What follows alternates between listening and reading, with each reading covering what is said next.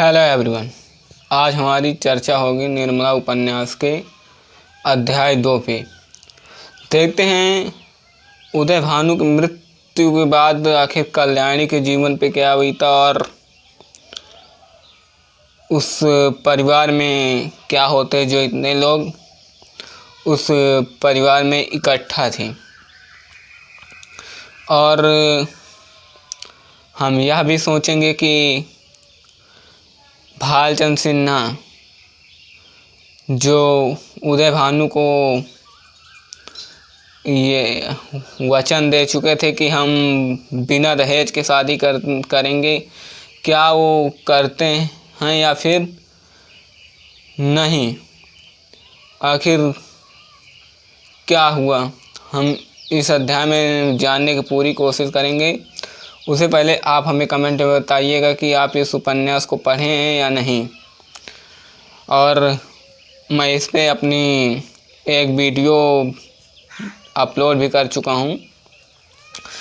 उससे हम चलिए हम कहानी की शुरुआत करते हैं। लेकिन कहानी की शुरुआत करने से पहले हम थोड़ा यह जान लें कि इसके अध्याय 2 में आखिर पात्र कौन कौन से हैं। तो इस उपन्यास के अध्याय 2 में कल्याणी है जो अब विधवा का जीवन यापन कर रही हैं। भालचंद्र सिन्हा हैं दूसरे पात्र हैं भालचंद्र सिन्हा, और भालचंद्र सिन्हा की पत्नी रंगीली बाई भी हैं इसमें। चौथा पात्र हैं मोटे राम जो एक पुरोहित वर्ग से संबंधित हैं। अन्य पात्रों में अगर हम बात करें तो भालचंद्र सिन्हा के नौकर लोग आएंगे। तो चलिए हम कहानी की शुरुआत करते हैं। दोस्तों, आप अगर ये सोचें कि एक पति है जिसकी मृत्यु हो गई है और उसकी पत्नी पे क्या बीता होगा। दोस्तों, कल्याणी अब विधवा हो चुकी है और इसलिए मुंशी प्रेमचंद जी लिखे हैं कि हम विधवा का विलाप और अनाथों का रोना सुनाकर आपके हृदय को दुखी नहीं करेंगे। यानी जो पढ़ रहे हैं इस कहानी को, हम उनके हृदय को दुखी नहीं करेंगे। जिसके ऊपर पड़ती है वह रोता है, पछाड़े खाता है। यह नई बात कोई थोड़े ना है। कल्याणी यह सोचकर दुखी रहती थी कि जो झगड़े के वक्त उसके मुंह से असह्य हुआ शब्द निकल गए थे, जिससे जो शायद उदय भानु को बहुत ठेस पहुंचाए हों, जिसकी वजह से वो दुखित होकर घर से निकले और मारे गए। उन शब्दों को सोच कर कल्याणी दुखी रहती है। और अगर मुंशी प्रेमचंद लिखते हैं, अगर उदय भानु अगर अपने प्राण को कल्याणी के गोद में शायद त्याग दिए होते तो उसे इतना दुख ना होता।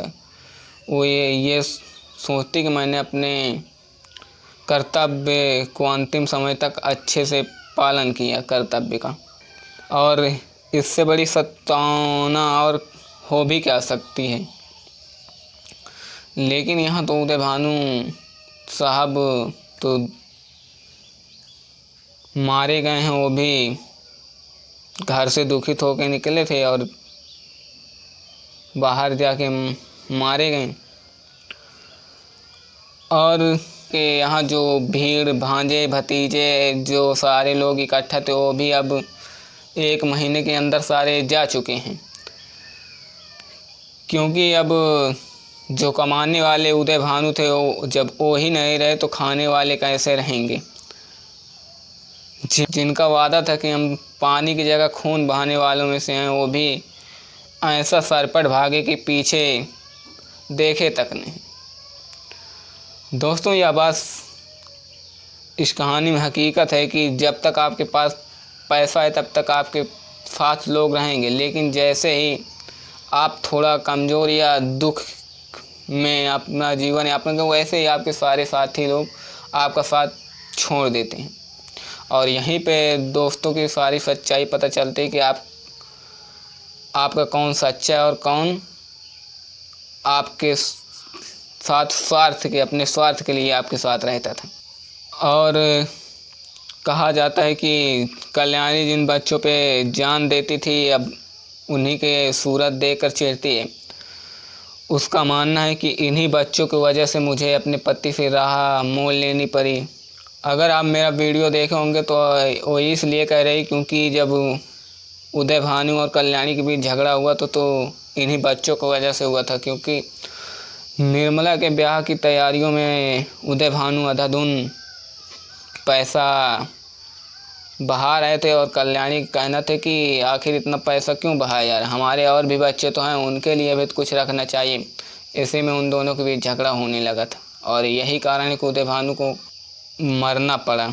जब उदय भानु घर से झगड़ा होने के बाद उदय भानु घर से निकले थे तो उन्हें मौत की नींद मतई नाम बदमाश जिसे कह सकते हैं हम, वही इन्हें मौत की नींद सुला दी है। और अगर हम बात करें कल्याणी के जीवन में तो जिन बच्चों के चेहरे को देख के प्यार करने का मन करता था अब उन्हीं के चेहरे पे मक्खियाँ भिनभिना रही हैं। पता नहीं कांति कहाँ चली गई जब से उदय भानु मरी। अब इस शोक ने तो पूरे घर को दुखित किया ही, लेकिन जब शोक से थोड़ा उबरे या शोक का वेग कम हुआ तो बात निर्मला की शादी की हुई। निर्मला की शादी भी एक समस्या ही है अब, क्योंकि उदय भानु तो अब रहे नहीं। जब निर्मला की शादी की बात होने लगी तो कुछ लोगों का राय ये हुआ कि ब्याह इस साल टाल दिया जाए, लेकिन कल्याणी साफ साफ कह चुकी है कि ब्याह होगा तो इसी साल होगा। अगर नहीं किया जाएगा तो सारा करा धरा मिट्टी मिल जाएगा। अब कल्याणी ऐसा क्यों कह रही है? कल्याणी इसलिए कह रही है उदय भानु के वकील जो हैं कल्याणी के पति, जिनके जिंदा रहते हुए निर्मला की सारी शादी के सामान इकट्ठा कर लिए गए थे। सारे मेहमानों के सेवा सत्कार की सारी सामग्रियां भी तैयार कर ली गई थी, कुर्सी मेज वगैरह सब बनवा लिए गए थे। कल्याणी का मानना है कि अगर इस साल ब्याह टाल दिया जाएगा तो फिर से सारे इन सामानों को फिर से उसी तरह तैयारी करना पड़ेगा, जो कि ये तो अब मेहमानों के सारे सेवा सत्कार के सामान तो तैयार ही हैं, क्यों ना हम इसी साल ब्याह कर लें। अगर इस साल टाल दिया जाएगा तो हानि ही हानि होगा। कल्याणी ने एक सूचना के साथ महाशय भालचंद्र सिन्हा तक एक पत्र भी शोकाकुल सूचना के साथ कल्याणी एक पत्र लिख के भेजती है कि आप इस सनातनी पे दया कीजिएगा, डूबती हुई नैया का पाल लगाइएगा और आप मेरी लाज अब आपके हाथ में है, यह कन्या बाप की हुई। मुझे उम्मीद है कि आप इस अनाथनी की निंदा नहीं होने देंगे। तो चलिए अब देखते हैं कि भालचंद्र सिन्हा कल्याणी के लिखे हुए पत्रों के मान रखते हैं या फिर नहीं।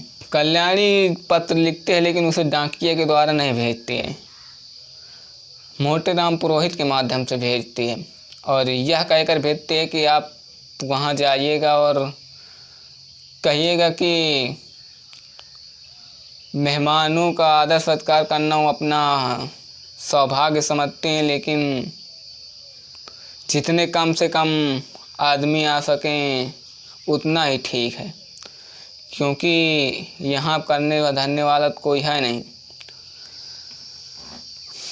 मोटे राम पुरोहित पत्र लेकर तीसरे दिन लखनऊ पहुँचे, जहाँ भालचंद्र सिन्हा रहते थे, और एक दीवान खाने के सामने एक आराम कुर्सी में भालचंद सिन्हा नंग धड़ंग लेटे हुए हुक्का पी रहे थे।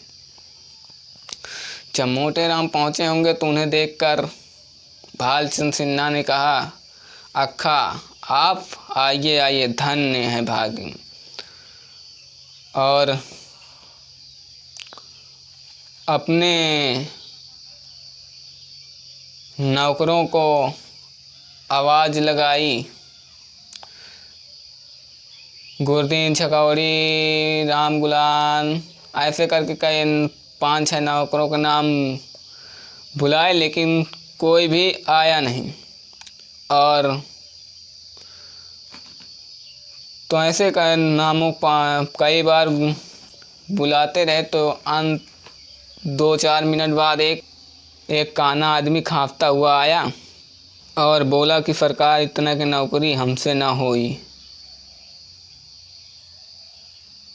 हम मांगत मांगत हमारा थेथर लग गए।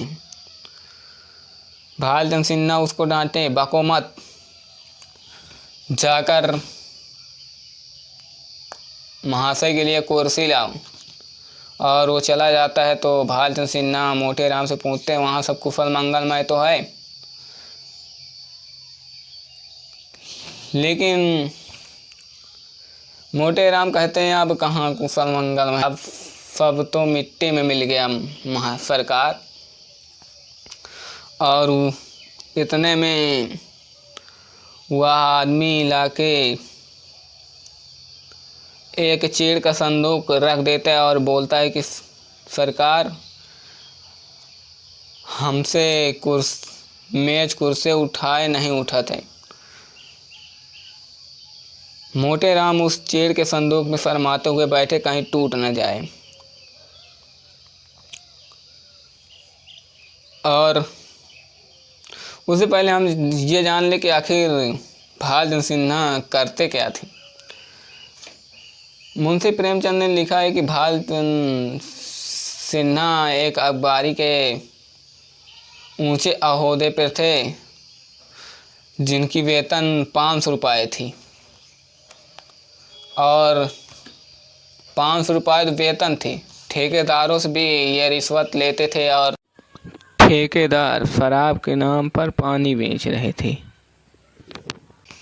इनका मानक 24 घंटे दुकान खुली रहे और ठेकेदार इनको खुश करने के लिए शराब दे देते थे और ये उसी को पीकर मस्त रहते थे। जैसे कहा मुंशी प्रेमचंद ने लिखा है कि जैसे सच्चा मुसलमान 5 बार नमाज पढ़ता, उसी तरह भालचंद सिन्हा शराब पीते थे। जितनी बार प्यास लगती शराब पीते और उसी को पीकर मस्त रहते थे।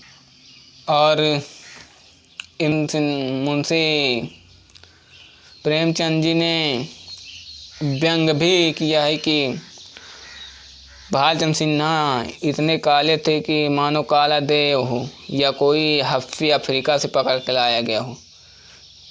पता नहीं चलता था कि माथे का अंत कहाँ और सिर का आरंभ कहाँ से होता है। मानो कोयले की सजी मूर्ति हो, इतने काले थे। और बात करा जाए तो इनको देखकर लोग चांदनी रात में देखकर चौंक जाते थे। बालक और स्त्रियां ही नहीं, पुरुष भी देख के सहम जाते थे, इतने काले थे। अब बात करते हैं मोटे राम और भालचंद सिन्हा के बीच बातें क्या क्या होती हैं। संदूक में बैठे थे ही मोटे राम ने जो कल्याणी द्वारा पत्र लिखा गया था उस पत्र को पकड़ा देते हैं और दोनों लोगों के बीच बातें हो। भालचंद सिन्हा पत्र लेते ही बोले, इससे बड़ी विपत्ति और कौन सी आ सकती थी। उदय भानु जी से तो मेरी पुरानी दोस्ती थी, आदमी नहीं हीरा था, क्या दिल था क्या हिम्मत थी। जब से यह खबर सुनी है मेरे आंखों के सामने अंधेरा फछा गया। खाने बैठता हूँ तो मुंह में कौर नहीं जाता, उनका ही चेहरा मेरे सामने छा जाता है। और मुँह जूठा करके उड़ जाता हूँ। आप जाके समझे जिनसे कहिएगा मुझे दिल्ली रंज है। ऐसे करके बड़ी बड़ी बड़ाइयाँ उदय भानु के बारे में करते हैं भालचंद्र सिन्हा और मोटे राम के साथ। लेकिन जिनसे जाके कहिएगा कि आप मुझे दिल्ली रंज हैं। ऐसी बात सुनकर मोटे राम बोले कि आपसे ऐसे ही आशा की जाती है साहब। आप जैसे व्यक्तियों के दर्शन दुर्लभ हैं। नहीं तो आज कौन अपने पुत्र का ब्याह बिना दहेज के करता है। भालचंद्र सिन्हा पंडित जी के मुंह से यह बात सुनकर बोले कि ऐसे भले व्यक्तियों से दहेज की बात करना तो बेकार है। उनसे रिश्ता ही हो जाना लाखों रुपए के बराबर है। मेरा बस चले तो दहेज लेने और दहेज देने वाले को दोनों को गोली मार दूं। हाँ साहब, सच साफ गोली मार दूं, फिर चाहे फांसी ही क्यों न हो जाए। मोटे राम बोले कि आपको ईश्वर तो बहुत बुद्धि और दिमाग और बुद्धि दी है, जो धर्म का प्रतीक है। लेकिन मालकिन की कुछ और इच्छा थी कि मालकिन की इच्छा है कि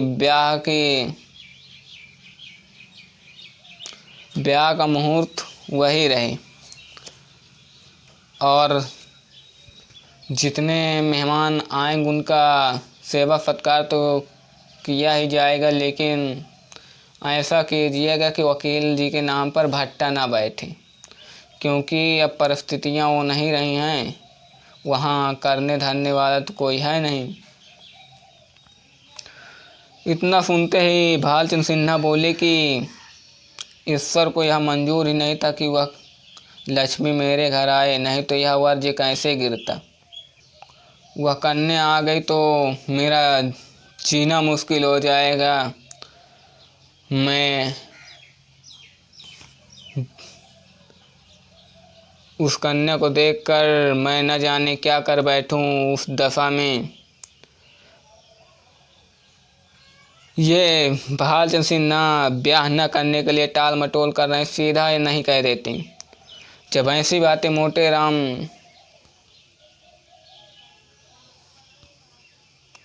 राम सुनते हैं तो बोलते हैं कि सरकार, आपके दिल के बात तो कोई नहीं जानता। लोग यही समझेंगे कि वकील साहब के मरने के बाद आपने अपने किए हुए वादा से फिर गए हैं। इसलिए आप चित्त को समझाइए और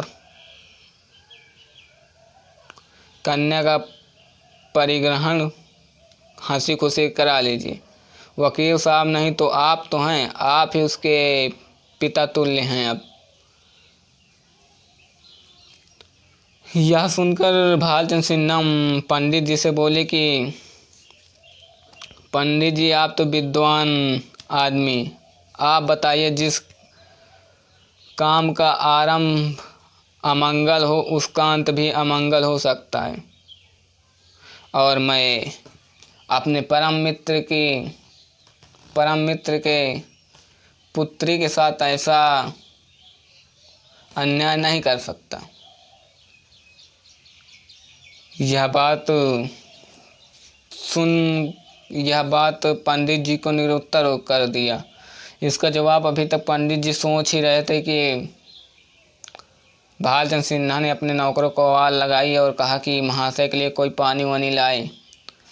कई बार उन्हीं नौकरों का नाम पुकारते रहे, मंगौड़ी, गुरदीन, छकौड़ी, राम गुलाम।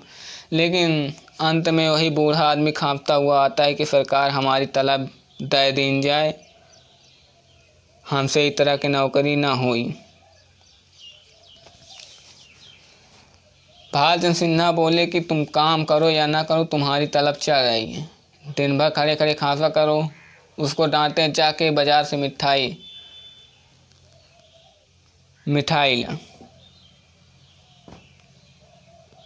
और पंडित जी के लिए वह मिठाई लेने चला, नौकर को शहद देते हैं, वह मिठाई लेने चला जाता है और अपन भालचंद सिन्हा खुद चले जाते हैं अंदर अपनी पत्नी से राय विमर्श करने के लिए। पत्नी रंगीली बाई प्रसन्न मुख की महिला थी और उसके रूप और यौवन उससे विदा हो रहे थे। रंगीली बाई बैठी पान लगा रही थी और भालचंद सिन्हा गए, बोले वहाँ से एक पंडित जी आए हैं। रंगीली बाई यह सुनते ही बोल उठी कि आपने कह तो दिया ना हमें वहाँ ब्याह नहीं करना। भालचंद सिन्हा बोले कह तो दिया, पर मारे संकोच के शब्द नहीं निकल रहे थे। रंगीली बाई बोली कि इसमें संकोच क्या, हमारा मन नहीं करेंगे, किसी को कुछ दिया तो नहीं ना। और जब हमें दूसरी जगह 10,000 रुपये मिल रहे हैं तो फिर वहाँ क्यों करें ब्याह। उनकी लड़की सोने थोड़ी ना है। अगर वकील साहब जिंदा होते तो शर्माते शर्माते 15 से 20,000 रुपये दे ही देते।